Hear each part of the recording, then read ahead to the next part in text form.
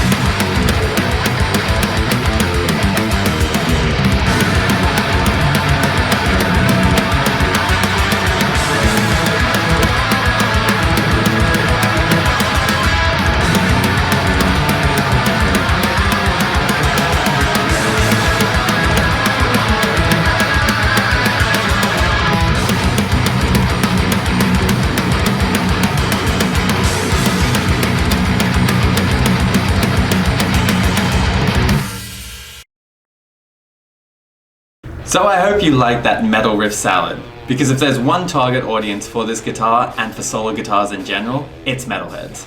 Look at how aggressive and strong this shape is. Let's take a look at the specs. The name A1.7 Vinter denotes that it's got the A body shape with the highest end features that Solar offers. It's got 7 strings and it's presented in the winter color scheme. The bodywood is alder and the neck is maple, which both have a white satin finish. The neck joint construction is called set through, which I believe means that more of the neck wood is slotted into the body of the guitar than a typical set neck, but the neck wood doesn't comprise the entire middle section like it would in a neck through. The neck has a C shape. The fretboard wood is ebony, and there are no other inlays other than the Solar brand logo centered on the 12th fret. Don't worry, they've also got glow-in-the-dark side dots if you're like me and desperately need guidance when you're navigating the fretboard. We've got 24 stainless steel super jumbo size frets, a 26.5-inch scale length, which is a little longer than normal to accommodate the thick 7th string, a 15.75-inch fretboard radius. We've got 2 Fishman Fluence modern pickups, 1 volume and 1 tone knob with a push-pull on the tone to change the Fishman voicings. There's a 3-way blade and an Evertune bridge. This guitar comes with locking tuners, as you can see here, and a graphite nut. So first impressions on this, the Evertune is simply amazing. This guitar aside, I think I want an Evertune on every single guitar I get from now on. And yes, there will be more. Not only does it stay in tune flawlessly like the name suggests, but the intonation and action for your strings are set by Allen keys located here and here. And you can do all that without having to detune or relax your strings before testing it again, seeing if you got it right, and then doing this trial and error process until you do get it right. This can all just be done with a few turns of an Allen key. The way it's set up is the tuning, the intonation, and the action should last the life of the string, and if a string breaks and you put a string on of the same gauge, it should all be set up. Also, string breakages won't affect the tuning of adjacent strings unlike a Floyd bridge or something, so it's got that added bonus too. Ola England actually has a few videos on his channel showing how he likes to set up his Evertunes, and he does them on Solar guitars, so it's super easy to follow. It took a little bit of time at first, but there was nothing complicated about it. And now it should be set up for life, theoretically, if I don't change any string gauges. One thing that's good about this compared to other floating bridges is you can swap between standard and drop tunes fairly easily. Based on the tension you set on the top here, you can have the drop tuning be the tuning that the Evertune acts on, and then just tune up to get into the standard tuning. The downside to that is the standard tuning won't have the benefits of the Evertune tuning stability, but That's a pretty small price to pay to have flexible tuning on the go, especially if you're playing live. I've also had no lack of sustain on this guitar. I know some people say that Evertune can kill your sustain, but it's been fine so far, no issues there at all. It performs similarly to the Schecters and the Kiesel in terms of sustain. There's one thing about having an Evertune guitar which I can't understate, and that is in terms of just inspiration. The minute I have a song idea or something I want to do, I can pick it up and start recording, and I don't have to worry about tuning or intonation or anything. It really makes a difference when you've got other things going on in the day and you're tired and you just want to get something out or something written, or you've got this idea that you need to get down. You don't want to have to plug in, set up, realize one string's out, and if you've got a floating bridge, that means you're going to have to spend 10 minutes or 5 minutes fixing all the adjacent strings, and by the time you actually want to record, you're already feeling too tired. None of that with this, it's just plug and play, easy as it should be. The pickups sound really good on this and they're quite versatile. I know I said that this guitar is aimed at metalheads, but I do think that this one can do a lot more than just metal. So the Fishmans are active pickups. You've got the battery slot there, but the push-pull on it will simulate a ceramic or an alnico. So you get a passive sounding pickup on one of the settings and an active on the other. Let's see if you can see this on there. So we've got a C-style neck. It feels super smooth in the hands, and the satin finish is really easy to play. Nothing sticks while you're sliding up, and it's not too slippery either. The thickness of the neck feels a lot more like a modern Schecter. It's a bit thinner than the Kiesel I have, but not as thin as the modern Schecter. It is definitely thinner than the Jackson I have and the older Schecters. The curve of the neck itself is actually quite good. This back point where you put your thumb sticks out more than the sides by quite a bit, but that helps me get more leverage, especially for soloing if I'm playing at the top up here. The fretwork is really good. I could do this all day. Nothing's gonna cut, nothing really sticks out. Once again, on par with the Kiesel and the Schecters that I have. Just good work. The set through neck construction and the deep cutaway ensure that there's no problems accessing the higher frets. I can easily keep doing my sweeps up here. The body shape fits comfortably in my lap in both seating positions. The guitar has a good sized belly cut and arm cut, which make it easy to find a comfortable position.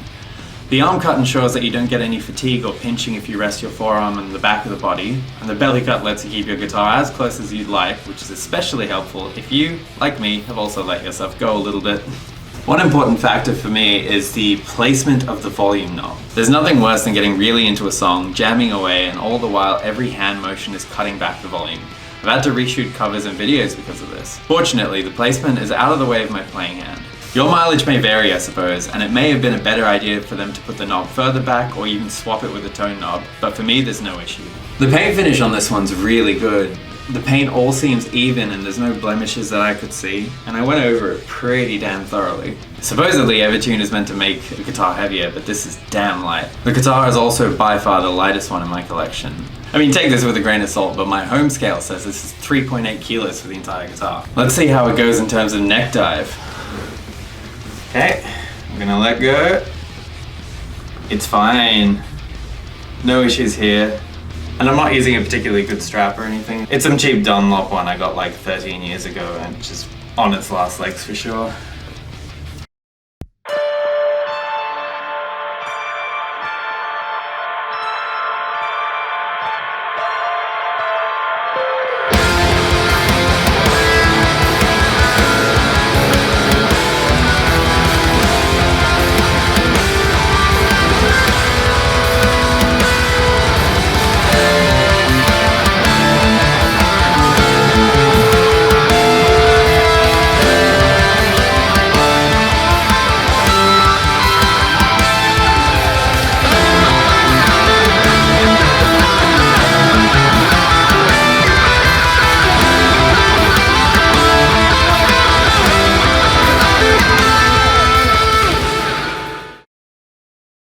Alright, so here's the section that everyone's been waiting for. Quality control. Quality control is always something to worry about when you're ordering a guitar online, and there were some reports last year about issues with guitars coming out of Solar. There were a lot of reports about cracks along the front of the fretboard, particularly for guitars with ebony boards. Ebony is a bit of a fragile wood and it can crack if you don't look after guitars with ebony fretboards properly, but the number of reports coming out about Solar were a bit sus. From what I saw, Solar were pretty good at responding to most of the customer complaints, but there were a few stories here and there which raised some serious questions. But the general consensus seems to be that the state of the world at the start of last year and the increase in the number of guitars that were ordered from Solar might have meant that resources were a bit strapped, maybe some corners were cut, maybe the wood itself wasn't treated properly at the factory, it's hard to know. Or maybe Solar were just given a bad bunch of ebony. Either way, there's been very few issues, if any at all, since late last year, and I haven't seen anything really this year, so let's see how this guitar holds up under the QC analysis. So I'll start by saying that this guitar did arrive with some imperfections. And thankfully, it's nothing major. It's all pretty good. And to be clear, no fretboard cracks on the front-facing part of the guitar. There's this line appearing at the base of the 4th fret. It's not noticeable when I'm playing, but if I really try and feel for it with my index finger, I can feel something. I suspect it's a crack. It might not be, but at this point I'm just gonna assume the worst.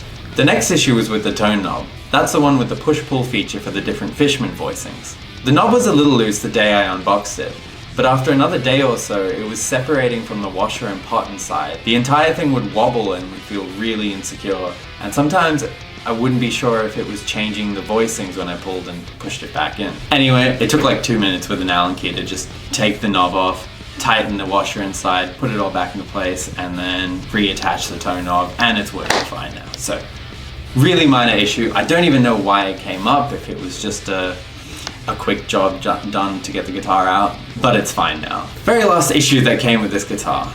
Now, these pickups, they look fine, right? Shiny, sleek, amazing. What about now? I'm not sure why, but they've been installed with some pretty significant angles. I've got no idea if this was a deliberate choice, where QC chose to keep the bass string sides of the pickup lower than the treble for tone purposes, or if it was installed in a rush. But it is what it is. It's a super easy fix. It took like 4 screwdriver turns at the notches here, here, here, and here, just to make sure it's all flush and that the output was still sounding good. So certainly not the end of the world. And that's all the imperfections I could find on the guitar. So one minor one, another minor one, fixed and are non-issues now. One that's a little concerning. So, final thoughts on this one. I bought it for $13.99 USD straight from the Solar Guitars website. Now that's not cheap, but it's not super expensive either. It sits firmly in the mid-range for guitars.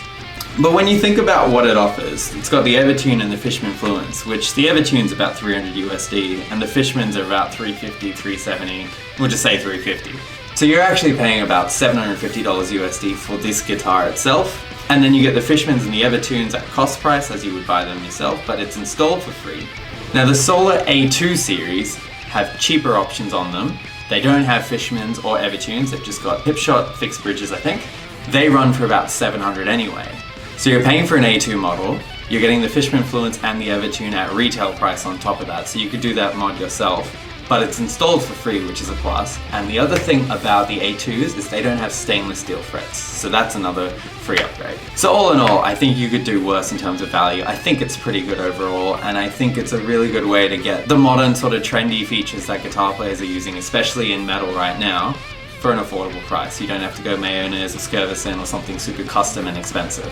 I definitely am happy with this purchase, and I do think, as I said before, you'd be hard pressed to find better value than this. A guitar with an Evertune bridge, pickups at the price point of a Fishman Fluence, all wrapped up with stainless steel frets, 26.5-inch scale, 7 string, for $13.99 or less. And yes, there are a few existing options around that price point, but let's be real, how many of them actually look like this? The looks factor can't be ignored completely. There's definitely an aesthetic appeal to this. It is quite unique. You don't often get white, chrome, and black on the same guitar. You don't often get guitars that are plain black except for one inlay. And the horns, bevels, and cutaways are very, very pleasant to look at on this. So that's another thing to consider if you're weighing up your options. So all of that, combined with how good these pickups are, make this a fantastic buy in my book. I seriously am really enjoying these pickups. I think they're really versatile, and yes, they are definitely made for modern metal, but then again, modern metal covers a lot of different styles these days. You have to be able to do cleans, ambience, and of course, you could lead guitar, your jazzy style stuff, and metal riffs. And of course, it's really easy to get a good metal tone out of this thing, which is most of what I do. Only downsides to this one are that little crack I showed before, and of course, the potential for more that might come up here. I'm going to keep a vigilant lookout for any cracks on the front surface of this, and we'll definitely post at least a comment, if not a video, if something does pop up. So if you're watching this a bit after it's been released, check the comments, check the channel, just, yeah, see if I've got anything to say about fretboard cracking. But at the end of the day, fixing cracks on ebony is super easy. You just get a bit of dust in there, a bit of glue. It doesn't damage the playability or the function of the guitar. It's mainly an aesthetic thing, as long as you address it quickly. If you just leave it for months and months and months, the cracks can grow and then you might have problems. But, you know, look after your guitars, people.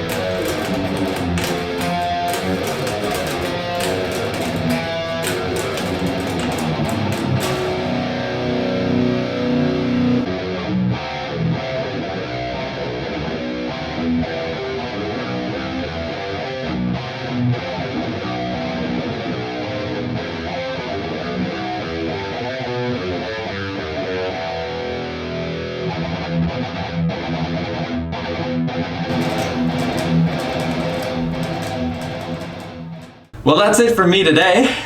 Let me know what you thought of this video down in the comments below. If you did have fun or it helped you in any way, do leave a like or maybe even subscribe. Every little bit helps. See you next time.